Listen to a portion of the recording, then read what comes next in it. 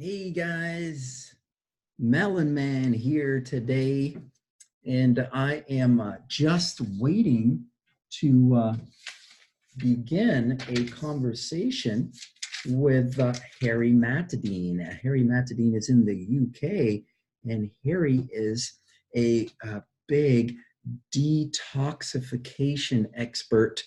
He's written a number of books now. I think he may have totaled 4 books now on all sorts of natural healing protocols. He is the king.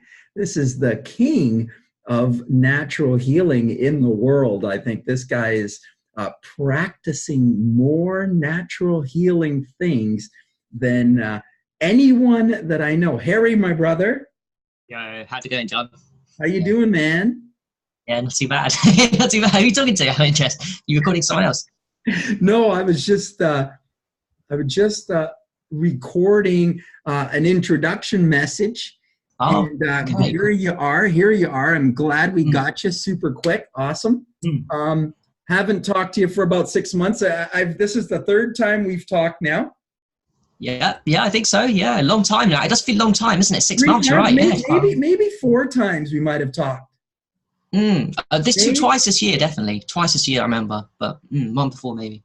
Maybe 4 times. Maybe 4 times I've talked to Harry. And I think we're around 2.5 years, 2 to 3 years of friendship now, something like that, something around there that we've been on each other's engagement. And I really love everything that Harry's doing. And so I'm often on his page or engaging with his posts. If you want to find, real concrete pavement, like the road, the feet are on the road, actually applying the stuff in real time. I do it in real time, and Harry Matadine does it in real time more than anybody else that I know. More than anybody else that I know. This guy's done it all. And I think, Harry, now I wasn't sure, correct me, 3 books or 4 books? 4 books now, brother. Yeah, we stepped up this year. Yes. 4 books on natural healing. Correct. All the things that you love to talk about and I love to talk about, like you said, from the ground up. I focused on the ones that are the most important, the ones that we focus on the most. So that's what I tried to do. And, I don't want to tell anybody because I think people hear me say it enough on my page. Let me hear you share what are the most important things to naturally heal your life. And you know what? It's, in my opinion, it's the only way that you can heal your life is naturally. Yeah. So the first one I think I came on, it was aged urine, not just urine therapy. I thought I'd go there with aged urine specifically because there was no book on aged urine alone. So mine, I could proudly say, I'm not saying it's the best, it's the first ever book of many, I hope, of aged urine, which is a very important topic, very beautiful. Okay, so let's just touch that for a second, aged urine, because you know what? We got to put the disclaimer out for aged urine. We understand that not everybody's going to drink urine or age their urine or have anything to do with it. We understand that. We understand that aged urine has a huge history. Let the author tell me a little bit about the history of aged urine. Well, John, that's where actually I come to people like yourself that taught me actually about you posted up early last year about the Buddha. I didn't even know that, and I saw your post about it. So if that's to be believed, and it's definitely my bias, and it makes sense, what you posted was that the Buddha recommended it fermented, not just ordinary fresh, fermented, your own urine, which by the way is very easy to do. You just sit it in a bottle, whether it be plastic or glass preferably, and it just closed it or open it, and it sits and it becomes more powerful. So the Buddha recommended it. That makes complete sense to me. It resonates because what it does is it uplifts the vibration of the vessel. So upgrades your health, your healing, and all that stuff. But if you want to go back in history, we've got people like Che Guevara, the Aztecs using it. I'm sure the yogis did it. There's so many texts. There's lots of connection to it in yoga, and a lot of high-level yoga experts are involved with that. But yeah, the Buddha, there are scriptures that were written by the Buddha about aged urine and using urine for the healing. It's written in the Quran. There's reference to it in the Bible. Yep. So urine and urine therapy and the healing effects of urine go back thousands of years. It's always been here. And even though the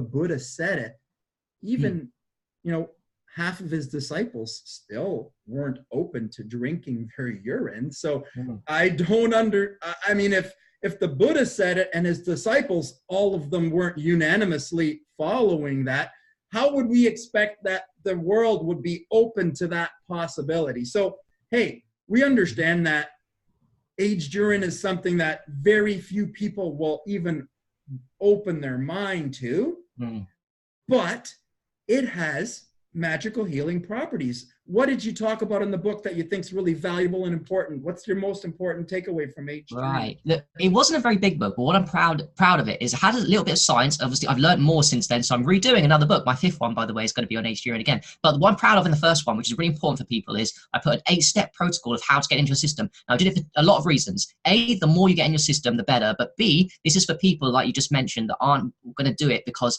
it's disgusting to smell. So they don't want to drink it because it's disgusting. They don't want to, put it on their skin because it's smelly. That's why I put the 8-point system to get it into your body. So you can put it up your bum. That doesn't hurt. That's a different way. You can put it through your nose. There's ways of getting around it. If you don't like the smell, if the smell offends people on the skin, if you don't like the taste of it down your throat, you can do lots of things. So I'm proud to say that the 8-step protocol off the top of my head, drinking it, putting it through the nose, under the tongue, on the skin, up the bum, sublingually holding it under the tongue, and using it as a urine wash, to clean out the microbiome of the mouth. So the 8-point system was what I was most proud of that book. So yeah. So I love that, and you touched on something there that I think we have to talk about, which is it's just so important.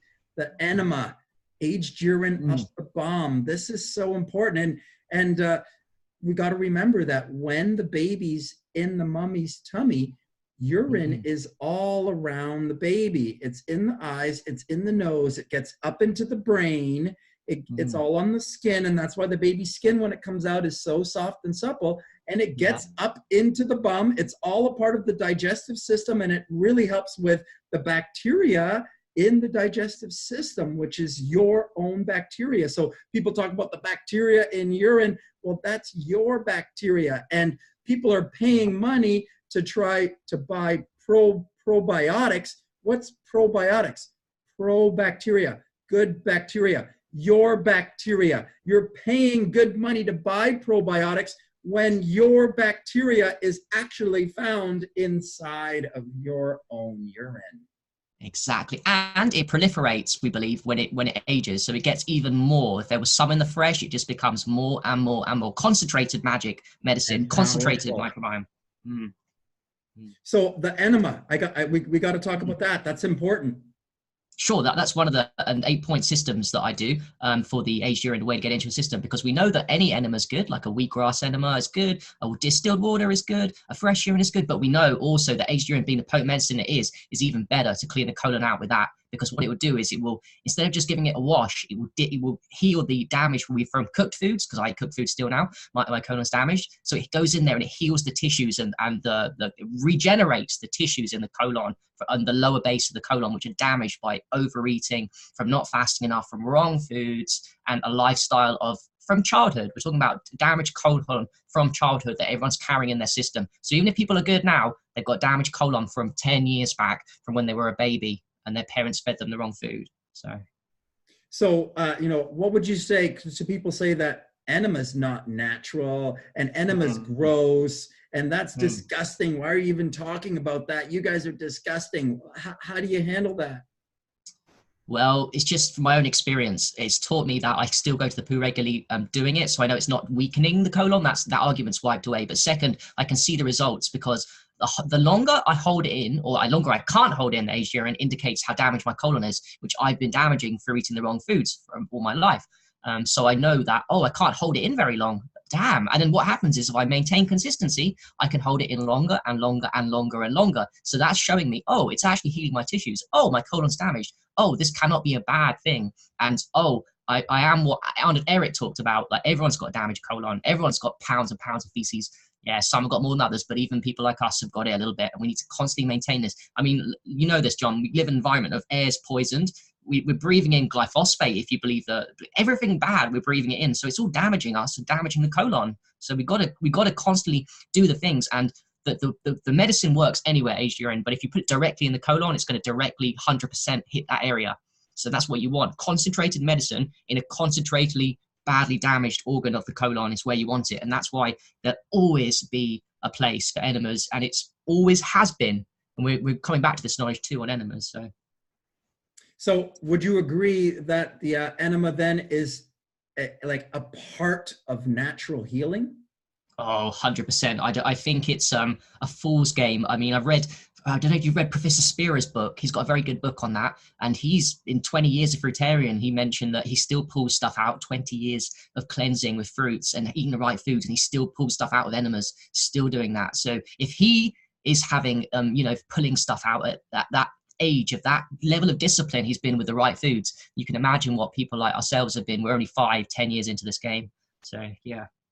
So people need to get over a little bit their hangups with the enema's gross and that's disgusting. And definitely. And you know what? One way to do it is I do at the moment. I don't have an enema bag. I've got a 60 millimeter syringe, and you can buy them online. Just type in 60 millimeter syringe, plastic, and you can buy them cheap, 50p each. And I just put it in there, and I'll go again. So if that's not enough, 60 mils of aged urine or whatever you put, distilled water, you refill it, squeeze.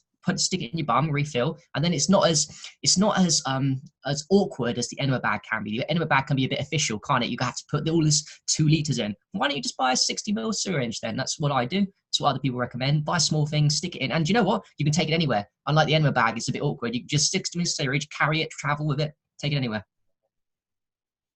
So we do need to get over this fear of this. Mm-hmm. Definitely, it's a huge sticking point. Yeah, it's a big sticking point, but we all need to kind of get over this little hurdle there. Like the enema is necessary because we have been eating the wrong foods for a long time. Yeah, 100%, and we're all guilty of this. Yes, at times. All guilty of this. We've all got the bad habits. We all love the pizza. We all love the cooked foods. We've all eaten the meats and the dairies, and we've all gotten addicted to that stuff. And if we've been doing that for this many years, like Arnold Ehret said in 1910. That he was doing a cadaver study, and at that point 15 to 30 pounds of fecal waste were found in cadavers. Now forward 100 years and look at what's happened to the food in the last 100 years, 110 years. The food has just gone way down in quality and way up in processing and chemicals, and we've been ingesting that, and we've gotten addicted to it. So our need for enema has gone way up. And he was saying that the enema was a part of the healing protocol in 1910. So a 1 to 3 day fast, and then fruit, a 1 to 3 day fast, and then fruit and enemas each time you go through. That's the minimum healing requirement that was recorded in a book by Dr. Arnold Ehret, the originator of the modern healing vegan lifestyle, fruitarian, change your life naturally lifestyle, which is the only way that you can heal your life for real. It's always been the way. I was speaking to Jennifer Daniels, who did turpentine yesterday. I did an interview with her, and she said that with turpentine, I'll link it to this because the ancient knowledge of turpentine has existed. Talk with Jennifer Daniels? Correct. I did an interview. It's coming out, brother. I'll tag you on it. It's really interesting. I interviewed her. Very interview. Yeah, she did an interview for us on turpentine, and she was talking about the ancient knowledge of turpentine. She says over in the Caribbean, even today, the society and culture does turpentine now because they seem to know. And she said, it's only the Western culture we've forgotten these things. And it's the same with enemas. We used to do it. Our grandparents had heard of enemas. Before they went to hospital, a great-grandparents and all this stuff would have done enemas before. The nurse would have given it to them. It's only recently that this knowledge has somehow got lost, and now it's been confused with something disgusting that is only for when you're sick. But actually, it's not just when you're sick, and even then people don't do it. It's preventative medicine ongoing, because as you and I know, it's actually easier to maintain health when you're not ill than it is once you're ill to fix yourself, you know? So we should always be doing it, even if we feel healthy. Awesome. So Dr. Jennifer Daniels, just to frame up who she is, she's the real leader of the turpentine movement, right? 100%. Yeah, John, I recommend you talk to her too. She's very open. Yeah, but she's the one that brought 2010 the turpentine to the national infamy. And if it wasn't for that lady, I don't know where we'd be regarding using turpentine, the cure, which I know you've tried and I've tried. And it's very powerful. Are you using turpentine long term, or I did it for 6 months, like daily for 6 months, pretty much? Oh, wow. I only tried it for a week last year, and I found the results incredible. So that's one of my experiments. I've got so many to do. That's one of my experiences to come when I've stopped doing other experiments. But my God, is it wonderful what happened in that week, and probably for yourself in that 6 months. It's incredible. Awesome. Okay. So aged urine, book 2, Harry. What's yeah, now this is important, and this is something you're very experienced with as well as myself. Sunlight and Sun Gazing, 1 and 2. That's God. Yeah, it was put in one book, Sunlight and Sun Gazing. I'm going to do another sequel at some point in the future. Sunlight and Sun Gazing. Yes, both of them together, because they are both powerful. And I really wanted to get the idea that looking at the sun is a dangerous thing out of because just like urine's a waste product was a myth, sun gazing is a bit of a myth. And I found this out last year that looking at the sun and even the midday sun, although I know people won't want to hear that one, it's not dangerous. It only helped my healing and my energy levels since I started doing it. Prepare to look at the midday sun. You just have to prepare yourself to look at the midday sun. But if you are practicing sun gazing, then you can look at the midday sun. Exactly. And you know what links in with that? You know, people sometimes get a tan in high summer in the middle of the day. Well, one of the reasons why people get a tan is because they don't go out at sunrise. The red light of sunrise is designed to stock up the skin callus so that you can handle the skin, so you won't get sunburnt in the midday sun. So one of the huge reasons people don't get a sunburn is because they don't get enough sun. They don't get the sunrise sun. We're not just supposed to get a midday sun. We're supposed to wake up in nature at least 1 hour after sunrise, get 1 hour, 2 hours after, go out and get some sunrise sun, the red medicine. So we need that different times of light. And the sunrise sun, the morning sun, is very important light for us. Huge. I put 50% of my book when I wrote it was about red light therapy. Sunrise, sunset, sun is just red light. You can't see the color red, but trust me, it's just red light predominantly. It's no UVA, hardly any. And that red light is absolute medicine. I'm sure you're aware, John, people buy red light machines. You heard of red light therapy? Yeah, yes. It's called... Photobiomodulation by chance? Is that the one? That's not what I was thinking. I was thinking about... yeah. Mm-hmm. Well, they have them in the saunas. Oh, infrared saunas. Infrared, yes, infrared.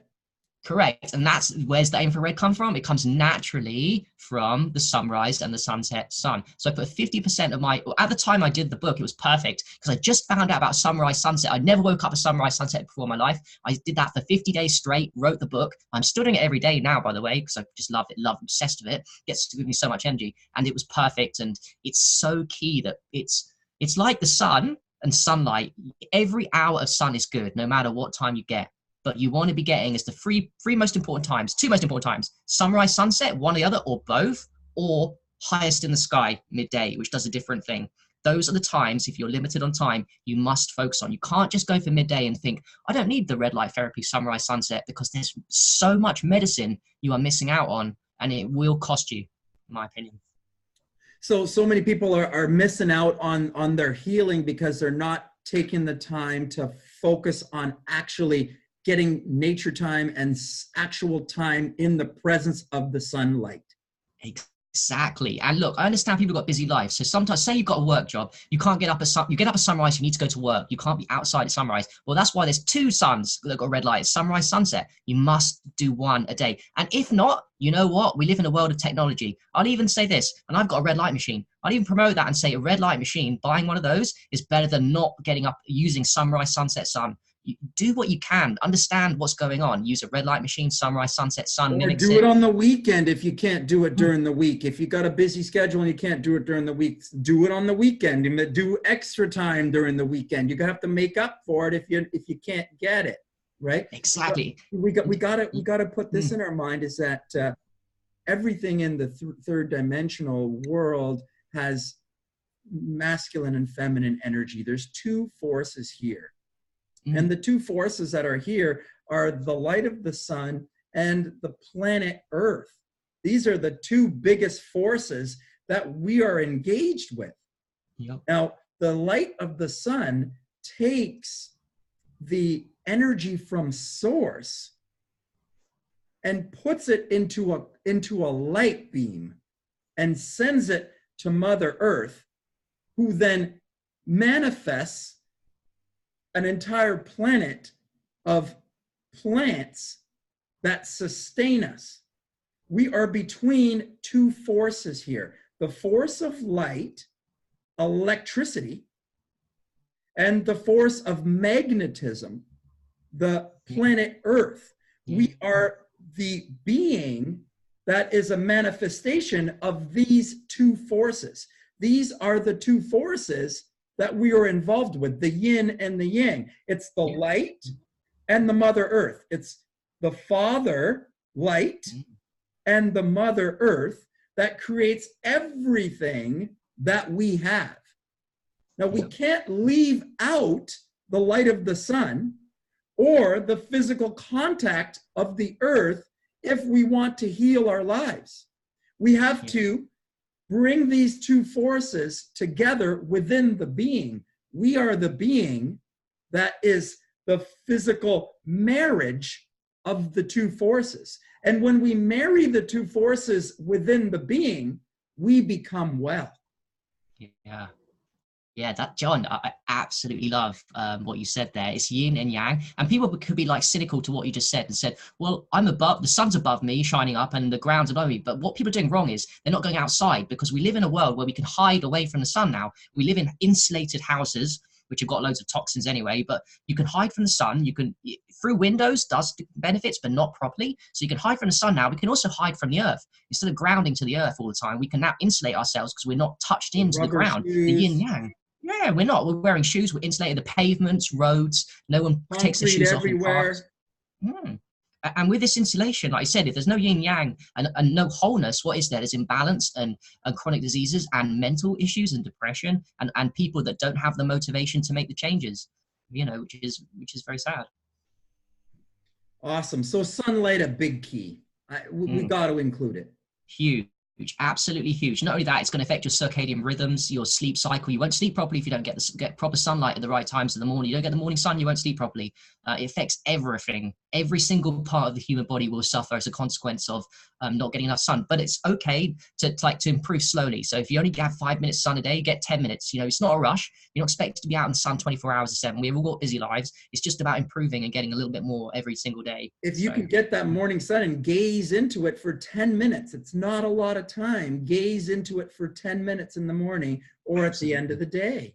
Absolutely. And not only that, I'm in the UK, so it's even rarer than that. We get that. Northern Hemisphere, Canadians, same thing. It's very important. It's vital. We need to do this.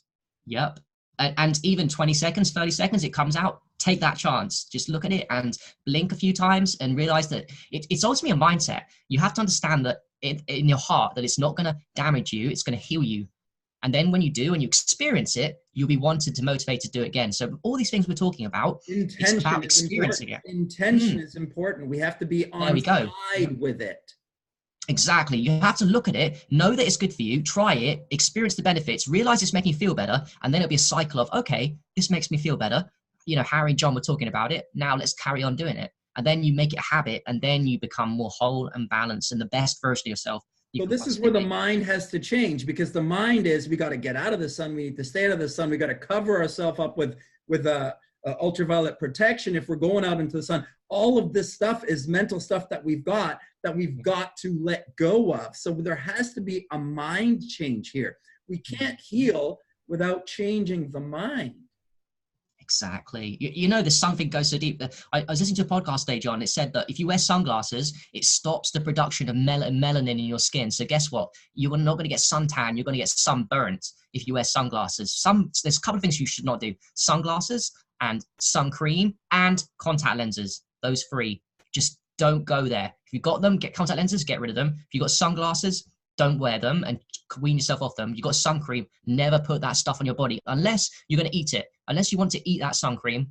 If you want to eat it, fine, put it on your body. But if you don't want to eat it, don't put it on your body. That's my rule. Because putting it on your skin is the same as absorbing it in and eating it. It's the same thing. Yep. You're putting it into your body. Yep, it's poison. It's the worst thing you can do for your health is the three things I've just told you: contact lenses, sunglasses, and I know sunglasses are cool. So we've really got a lot of work to do in that area in terms of teaching celebrities and normal people that sunglasses are for protection of eyes when they're not. Absolutely not. So, you know, but we'll keep going, John, and we'll keep talking to people about the right things of, you know, health and healing on those in these areas. Awesome. Okay. Book 3, Harry.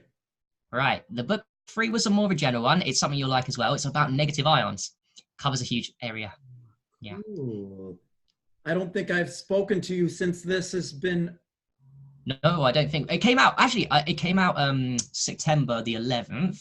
So yes, it's quite a recent one. And what I did was I covered the bases of urine therapy again, grounding. I added grounding for the first time into it. I thought that's really what we're talking about, negative ions. So this is important. Yep. People need to understand that the negative ions, magnetism, and the electromagnetic body. Exactly. Yep. That's negative all ions. What healing's all about is balancing that. Yeah, and it gives you so much energy, and you can go out and it's free medicine on the ground every single day. And it's not just that. I put in that book crystals. Holding a crystal in your hand is negative ions. What else is there? The pure air, going to the seaside, going to the beach, going up to a countryside place where there's pure air, the lakes, rivers, and staying around there. All these things are inhalations of negative ions that are going to heal your body. So I put in that book as comprehensive as I could on the things that I knew on negative ions, all encompassing, and also the dangers of positive ions too, because we want to touch base a little bit with, you know, the radiator heat, fake heat, what else? Positive ions, toxins, chemicals, factories, cities have a lot of positive ions, so we've got to be careful where we live and spending too much time in poisonous areas too. Negative ions. Can you expand on negative and positive ions and food and coffee and alcohol and, you know, day-to-day life and positive and negative ions? Can you talk a little bit more about that, Harry? Sure. Well, in 1933, there was a study done by a Russian guy that took out positive ions from the air, completely neutralized it, and all the rabbits died.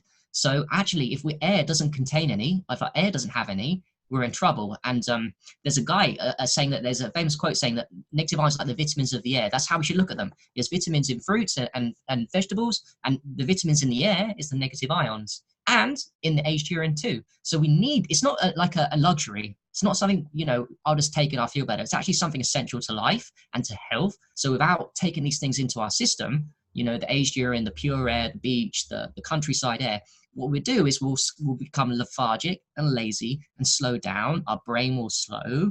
And these are like the opposite of what we want. We want to be quick-witted. We want to think properly. We want to be healthy. We want to have full of energy. So it's the key that these negative ions and small clusters of negative ions too.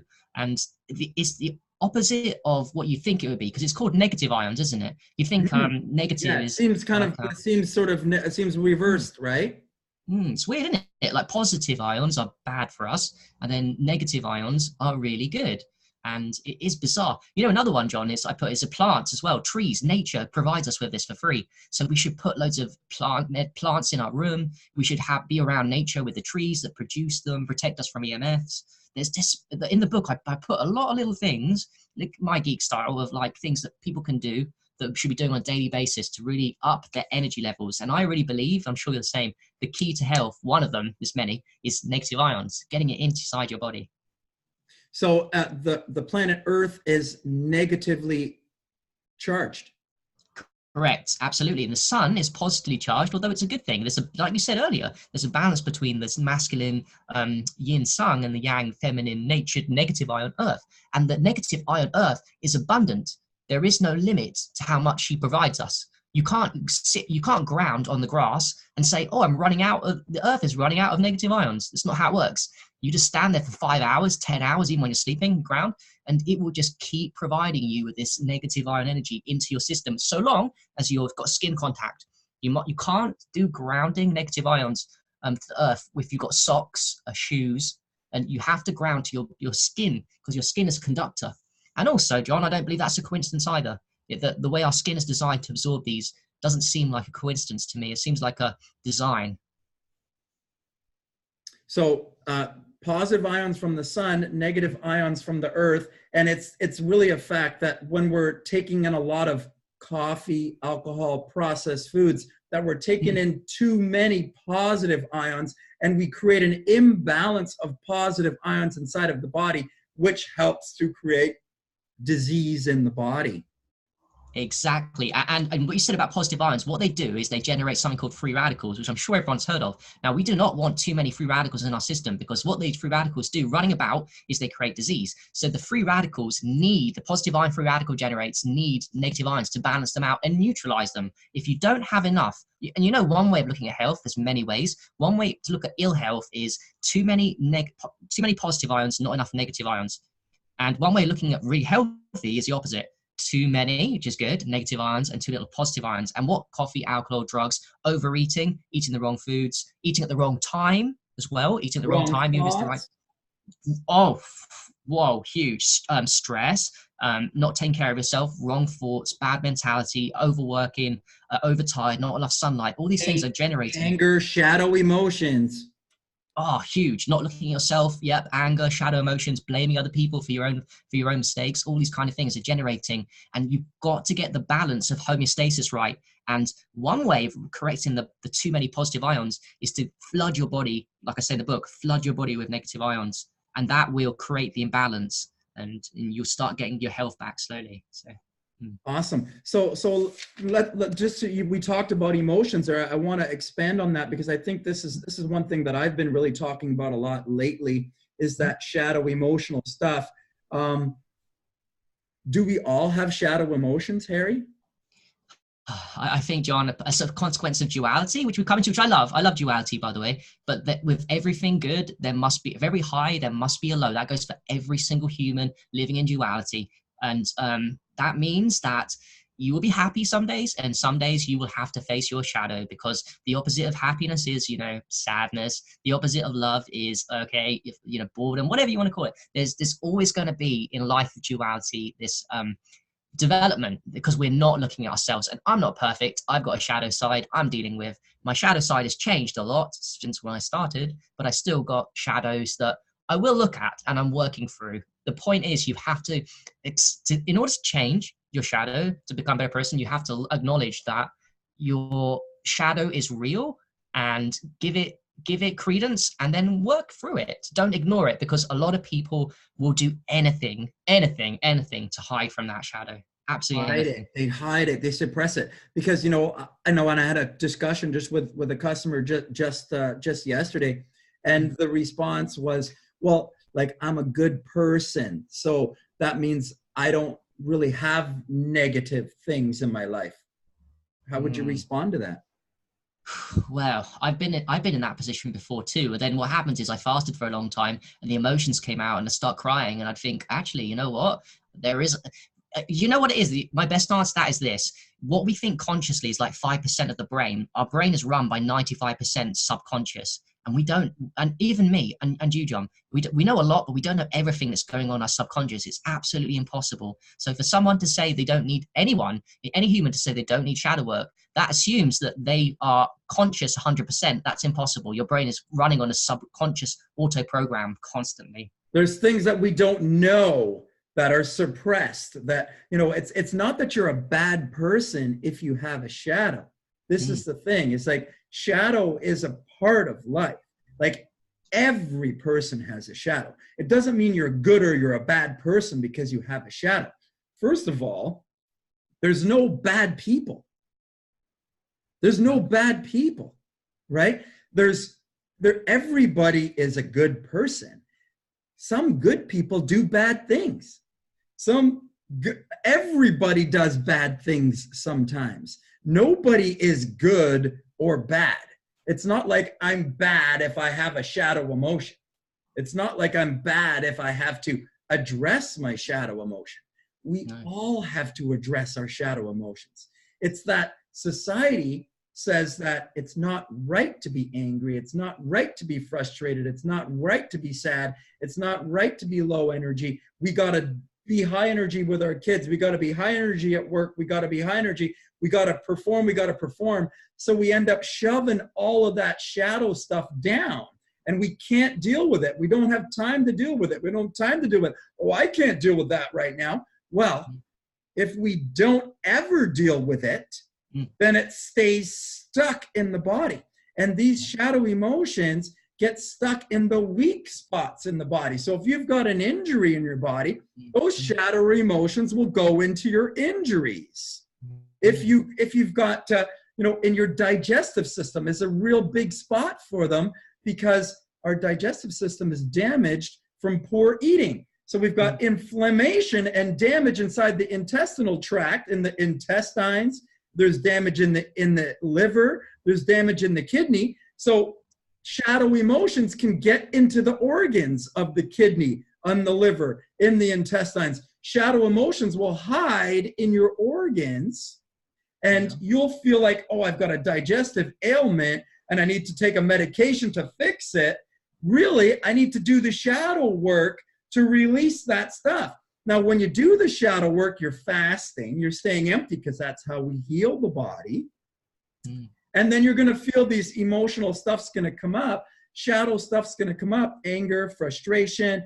And then, we try to cover it up by eating something or drinking something to feel better, coffee or alcohol. That's how we cope. We get a medication to cope with it. We suppress it. All of this shadow stuff is suppressed. And if we were to actually sit and face that shadow, like fast, feel those emotions come up, and then lock yourself in your bedroom, lie under the covers, go for a workout, go for a jog, go for a holiday by yourself, spend a couple days, just be in your room, just be by yourself and work through that stuff, because you're going to have to work through the thoughts that are associated. Well, she did this to me, or he did this to me, or they did that to me, or they're this or they're that. You're going to have to reconcile those emotions. You're going to have to forgive them, and you're going to have to forgive yourself. Because until you do, that shadow stuff is going to be stuck in there. And until you stop blaming other people for what's going on in your life, they did this to me, or they're bad, or they're this and they're this. It's the liberals, it's the conservatives, it's the blacks, it's the women, it's the paraplegics, it's the this, it's the that. Stop blaming. No one is to blame. We are the creators. And as long as you keep blaming somebody else for something and saying they're bad and I'm good, that's all the problem. That's all the problem. Stop blaming anyone else. Everybody is creating their reality.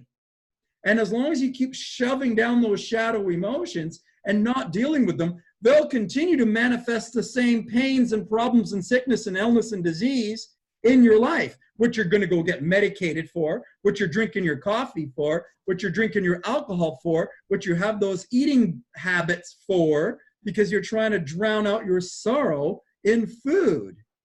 Yeah. I mean, you wonderfully said, by the way. Life is tough for all of us, but at some point you have to make a decision to start the process, and understand as well before you start that there is another way where you can heal yourself and feel so much better. People like me and you and many others here are talking about it. There's a better way. So you start the process, you make the choice, and it's going to be a long journey. It's long for me, it's long for you, John. We're never done. We love it though. We love it. But you've got to start and make a choice. You're either, because karma's real, your body will give you feedback. If you're suppressing emotions, you've got stress, you're not pulling out from deep within, and you're not doing the work, it will stay in the body, and it will cost you either a shortened life, which you don't want because you want to be there for your children, your friends and family, or if it doesn't shorten your life, it will definitely shorten the quality of your life. And these are not ways that we want to live, because it won't give you what you came here to do, which is to become the best version of yourself, the happiest version of yourself, and to help other people. There will always be blocks unless you make that decision. And literally, I know it's cheesy what John said and what I'm saying as well, but you have to make a decision to do it. You have to say enough's enough. That's what happened to me 10 years ago. Enough's enough. I'm going nowhere in my life. I can't carry on with this. Okay, and start. And recognize that it's never a process where you just finish. You're constantly working yourself, constantly. But it's not like we're saying, you know, your problem's not important, or, you know, people will come on and say, well, you don't understand because I was raped. You don't understand because I live in an impoverished country. You don't understand because you know, my mother did this and she was an alcoholic, or she was a drug addict, or my mother killed herself, or my mother died of cancer, or that. Whatever is going on for anyone, it's hard. We all understand it's hard. We've all had traumas and we've all had challenges. We've all had a bad relationship. Not all of us have been abused, and I'm not trying to belittle you because you were abused. But Oprah Winfrey was abused and raped at 9 and 13. And she's the most successful female woman in the world. So you can overcome these things, but you have to decide at some point to let it go. Like, if you're not ready yet, that's okay. But some point along the way, you've got to say, I'm making a decision. I'm in charge, and I'm going to deal with these emotions. I'm going to deal with this energy, and I'm going to heal it. And I'm going to forgive that person, or just say, you know what? I'm just not going to interact with that person anymore, but I forgive them. I'm not holding anger or hate or frustration or any sort of shadow emotion toward that person or that situation anymore. I've got to let it go. Nobody else can do it. Yeah. It's not going to go away until I let it go. And it's my mind and my decision to do that. It has to happen. Yeah. And John, what you talked about is interesting. Like, we know now from neuroplasticity, the brain can change at any point. It's not just in your 20s, up to 20s. From age 50, 60, your brain can change. So if you understand, do some research on neuroplasticity. If you think that where you are now in the comfort zone of being a victim is who you are, all you have to understand is that your brain can fix itself, and you can slowly move those mirror neurons away from victim mindset to, oh, I'm a bit more positive today. I'm still negative. I've still got a victim mentality, but I'm taking action. I'm getting a bit more positive. That's how I started. I had a major negativity and a little bit more positive, like 1%, maybe 0.1% more happy. And then I did it every single day, like that's it. Inch by inch by inch by inch. That's how we heal naturally. It's not overnight. Exactly. It's not a pill. It's not like you do this and all of a sudden you're healed. And people say, oh, I did that for a week or two and this happened and that happened. Yeah. It's not gonna happen in a week or two. No. And you know, John, as well, I'm 10 years into this. The first 5-6 years, I'll be completely honest with you, the process, I was doing the right things, John, for the first 6 years, trying to become happier, taking action, but I was not enjoying the process. And I was doing the right things, but I was resisting and saying, I hate the process. And I was saying in my mind, I just want to be fixed tomorrow. I said that for so many years, but I was doing the right thing. Do you know what happened? Because I carried on doing the right thing and I persisted past that point, eventually, 6 years in, I started to love the process. And now I really love the process. And every year that I go on this earth, and I'm sure the same, you just love the process and the journey more and more and more. And it's nonstop. So this is what has to happen. We've got to embrace ourselves, embrace this shadow that we have, admit it. Yeah. Acknowledge it. If you're still saying you don't have a shadow, well, then the mindset's got to make a shift, because every human does. Yeah. That's part of duality. It's part of ego. Ego keeps us alive, but at the end of the day, yeah, definitely.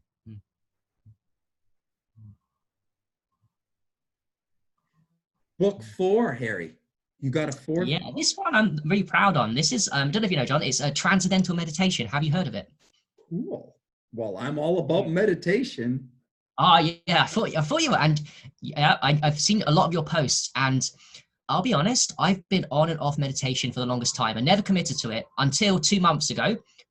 I committed to transcendental meditation through a series of coincidences, and literally 40 days into the transcendental meditation experience, I started writing the book. Within 2 weeks, I was done. I was high. It transformed my health, my happiness, and now, day 77, I will not stop one day of this meditation because I found it to be easy to do, effortless, and if from my bias, it's the most powerful of all the meditations. I know some people might disagree with me and say mindfulness is more powerful, but I found it to be effortless, easy, and the most powerful for my brain to heal myself from my damage. So okay, please I just love it. transcendental meditation versus mindfulness meditation, or what other kinds of meditation there are. Could you please separate by definition? Sure. Well, there's 3 types of meditation. 2 of them are mindfulness. One of them is open focus. So watching your thoughts come and go like the ocean and not judging them. That's open focus. Then there's intentful focus, where you focus on an object, a candle, your breath, or like loving kindness. And there's the 3rd type, which is, those 2 are mindfulness. The 3rd type of meditation is called self-automated transcendence. And this is the type that I love because it just does something for my brain that is easy and effortless. I always struggled with mindfulness. I struggled the longest time, John, to have the discipline, if I'm being honest, to do the 20 minutes a day of mindfulness watching. But this one, I took to it like lead out of water. I just loved it from the start. It was easy to do, and it put me in a state of peace. And it brought balance to my brain hemispheres like none of the other meditations did. With such little effort, I had to write a book on it. I had to promote it, and I'm going to continue this talking about it and doing it more importantly for the rest of my life, because I really do think it's powerful. Okay, so let me copy back. Open focus, just watching the thoughts. Intentional focus, specifically watching the breath, or loving kindness, like putting love out into the planet with intention, loving the self, building love inside the self, and intentionally putting love out. And transcendental, what's the difference? Yeah, so the transcendental one puts you in a verifiable 4th state of consciousness, which is different to waking, sleeping, and dreaming. Now, this 4th state of consciousness is deeper than sleep. Now, one of the reasons why they say that transcendental meditation is deeper than sleep is because it drops your metabolic rate, your rate of metabolism, consumption of oxygen, by 16% on average compared to sleep, which does it only 8%. So when you do your 20 minutes of transcendental meditation a day, you're supposed to do it twice daily, you will feel the body relax, the brain the body takes a deep rest. Far better than taking 20 minutes of a nap is to do 20 minutes transcendental meditation. So how do you say you get into transcendental meditation? How do you do it? To do it is very simple and effortless. You just get one word, which it's given to you by a coach, but it could be any word. That's the thing with it. So I use the word one, and I'll close my eyes and I'll say the word one in my head gently, repeat it gently, let my mind wander, because our mind always wanders, and then I just bring it back to the one. So it's automatically bringing myself back verbally, gently saying a one word, like a crazy person if you want, like just one, just gently letting the mind wander and then bring it back. And I continue this for 20 minutes. And what I find, and what you'll find, is you'll transcend into a deep state of relaxment, almost like you go to the root of all your thoughts. Your mind is like the ocean, they say. The mind surface is very washy, can be very rough. And when you transcend with transcendental meditation, you take yourself to a very calm and quiet place, the source of all thoughts. And it's just very peaceful and loving and kind and beautiful there. I love it. It's my favorite part of the day to experience the brainwave states and the bliss of transcendental.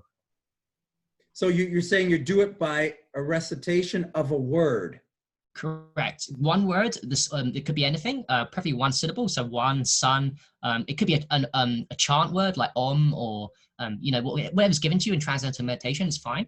And you just keep saying that word and let your mind wander, and don't beat yourself up. And you bring back the word, and you will feel from the first 45 seconds to a minute, your body floods with serotonin, dopamine. Studies have shown there's a lot of studies on transcendental meditation, more than any other meditation or mindfulness. They've done more studies on it.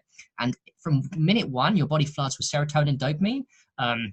Your body relaxes to such a level that you can now remove stress and shadow emotions from out the system without doing any official shadow work. It is shadow work, actually. So what it does is this is one way people describe transcendental meditation, the difference between them. They say that mindfulness removes stress from the present moment. So say today you're stressed, there's stress in your body, mindfulness will remove that. Transcendental meditation is so powerful that it digs deeper. It digs stress from my past, from my shadow. I would call this what I call this transmutation. This is the lifting up of shadow energy and emotion and bringing it into the meditation and allowing the being inside to lift up the energy, because there is a bit to you, to me, to all of us here that is of the infinite nature. There is a piece in each one of us that is spirit. We are mind, body, and spirit. We are body, mind, and spirit.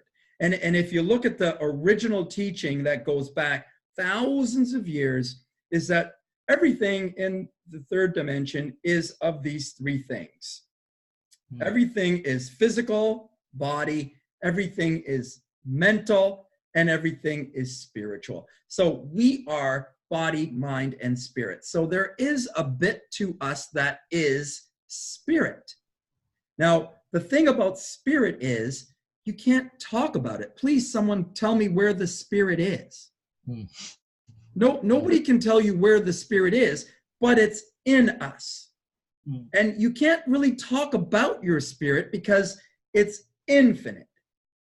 Like, talk about God, please. There's no words for the infinite because we are finite. So as long as we're within a finite structure, we can't conceptualize the infinite. So we can't conceptualize that there is an infinite part within us, and we can't talk about it. So we can't talk about the spirit part of us. It's in us, nevertheless, and it's the most highest frequency bit of us. The lowest frequency bit of us is the physical dense body. The mind is the next bit of us, and then the spirit is at the far end, the highest frequency bit of us.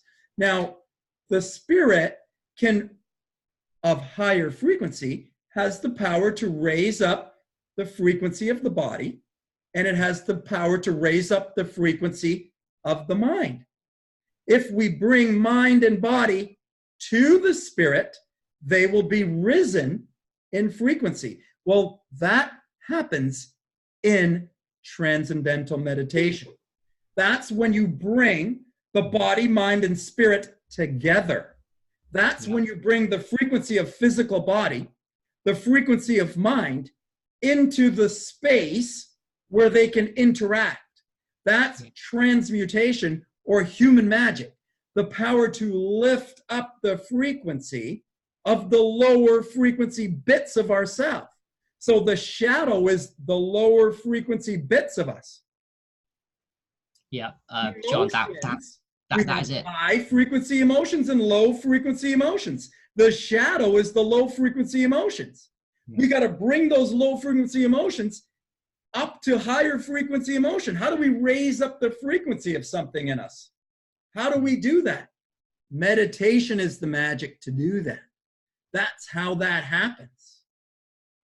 Absolutely. Meditation is the key to everyone's life. And I'm not going to mock any of the meditations because actually I think mindfulness is harder but more worthy. However, what you said is perfect, because what transformation does from my first session of 20 minutes for everybody is you'll experience less body, physical, and you'll start experiencing more mind, more spirit. It sounds crazy, but what happened is 20 minutes in, I won't be able to feel my hands, John. My hands won't, my body, I can't feel it. It tingling sounds crazy. Hands, tingling in the body. You may feel tingling. You could feel anything. It's personal. And you may like mindfulness better, or you may like intentional focus better. So to say one is right and one's wrong, it's all trying to bring you to the spirit space. It's all trying to lift up your frequency, which is high frequency is happiness, health. High energy, that's high frequency. We want to be of higher frequency. Disease is of lower frequency body.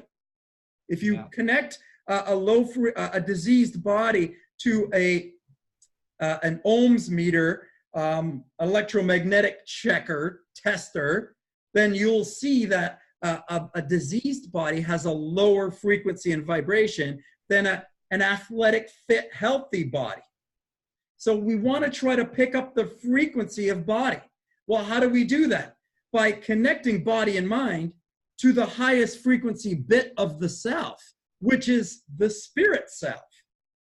Yeah. And we do all the wonderful things for the spirit. We do the physical health protocols, but what really elevates the spirit, you have to consider in your daily life, is meditation of some kind, transcendental mindfulness, because that brain is where the consciousness lies. I mean, consciousness lies outside, but if you can tap into the magic of the brain, you know, from high beta, stress, just get a little stress, go to alpha, go to theta, go to delta, where you go into sleep. When we go to sleep, we go into these places of the spirits you talked about. We see these things, but we just don't remember. We go to these very special places when we sleep, but when we meditate, we can go to these places of when we're sleeping, but whilst awake. In consciousness. In consciousness. The magic word consciousness. Now, what's consciousness? It's basically just awareness. It's just being more self-aware. When you're more conscious, you're more self-aware. It's like when you can get to the awareness that you are aware of every single breath you're taking, and you can be aware of the intention that you have with each breath, then you are completely conscious. When you are aware of every single breath in your day, you are in a daily meditation. Every single moment of your day is conscious. When you're conscious all of the time, well, you're with your spirit all of the time, with your highest frequency bit all of the time. The spirit is never in the future. The spirit is never in the past. The spirit is always in the now. When you come into the now, you step into your greatest self, into your greatest power. That happens in the now.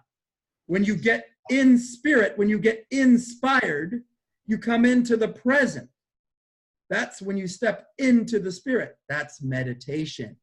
A massive, massive part of healing is meditation. Huge, absolutely huge. And if you want to be stuck in the past, that won't aid you. You need to move to the present, and meditation brings you that awareness of the present self, the infinite consciousness that you are. You would experience it if you do mindfulness, transcendental long enough. You commit to a practice daily, 5, 10 minutes, 20 minutes. For years on end, you will experience the magic of your true self slowly blossom like a flower. It starts small, like a little seed, when you do your first 5-minute mindfulness, first 20 minutes transcendental. And I'm 77 days experiencing wonderful things. And you just keep blossoming and watering the flower. And eventually you'll get to a very light being that's so beautifully blissful and happy and realizing its true nature and present with the breath all the time, like you said, and conscious. It's beautiful. The true self is consciousness. The true self is the spirit being. The true self is the physical and the spiritual. It's both. Yeah. It's both, right?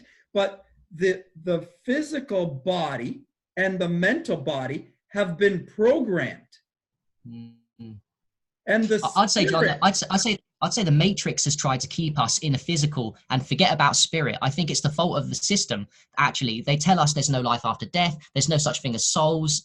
This life is all you've got. We're a collection of cells. We're nothing but a mechanism. We're told we're a mechanism, right? And we're not mechanical. There is a bit of us that continues beyond. Exactly. Yep. And that's not our true nature. And they want to take away our power. And what we're talking about today is all the things that you can do to bring yourself to a place of happiness, health. And really, all we're doing is we're saying, come back to who you actually are. We're not saying be different. We're saying, come back to remember who you are, because that's what we were meant to design to be. And all we're doing with these protocols is we're bringing ourselves back closer a little bit every day. Like you said earlier, I love the way you did it, John. You said like a little bit every day and little bit, but it's so worthy because it makes you so happy helping other people and your journey, because that's all that we're here for. We're only here to become a little bit more spirit, a little bit less animal. You know, we live in the physical, but it's so nice to have these moments of transcendence, to have these moments of blissfulness and peak experiences. And they can only happen when you stop blaming other people and say, okay, it's up to me. Today I start. Because the spirit is where the bliss is. The happiness is within. The happiness is within the spirit. The happiness is within the spirit. We need to spend more time with the spirit to become more happy, to lift up the frequency, to lift up the vibration, to heal the body and life. We got to get the low frequency stuff out, the shadow stuff, the low frequency habits and behaviors and substances and drugs. Yeah. Yeah, and a quick one on that. If people really don't want to look at their shadow in denial, all they need to do is stop eating for 2-3 days and it will come up anyway. You can't deny it. It'll come up. Just stop eating. Just stop eating. It'll come up. You'll see your shadow. They'll try and stop it, but it's impossible. It will come up if you don't eat for a little while. That's one really good way of doing it. So, yeah. Brother, we've spent our time. We've spent our hour. It went by like that. You did it very quickly. Like 20 minutes. That was an hour. I'm going to cut us off again here. And I know we'll talk again in the next 6 months because I love to compare notes with you. Congratulations. Since I spoke to you, you've dropped 2 books. Fantastic. Four books. 2 more books since the last time I talked to you. Yeah, because the last time I talked to you, you were just about to release the Sun book. It wasn't released yet. So you've actually done 3 books since the last time I spoke to you. Yeah, exactly. Yeah. Rushing them out. Yeah, right? Definitely. So you finished 3 books since the last time I spoke with you. I'm sure there's more in Harry Matadine that's to come, or upgrades of what you've already done. So I'm going to be really happy to speak with you again as soon as possible. Within the next 6 months, for sure, we'll connect and share and compare notes. It's always a pleasure, man. It's always a pleasure to learn and grow and share with you and follow you and continue to interact with you, man. Thank you very much for having me on. If anyone's interested, my YouTube's Holistic Health with Harry, and type in Amazon my name, Harry Matadine, you'll find my books. And I wish everyone all the best on their journey. I only have love, and I will help as many people as possible, just like John does. So hit me up, and I'll try my best to help you guys. We put all your links associated with this video when we put it out. So we'll make sure we connect all your links associated with that. So if you want to get a hold of Harry Matadine, and I'm going to be always sharing Harry Matadine stuff, and follow Harry Matadine because it's great. If you're sick of hearing John Depass, listen to Harry Matadine. All right. All right. Thank you very much, guys. Thank you very much, John, for having me. Have a lovely day. Thank you. All right, buddy.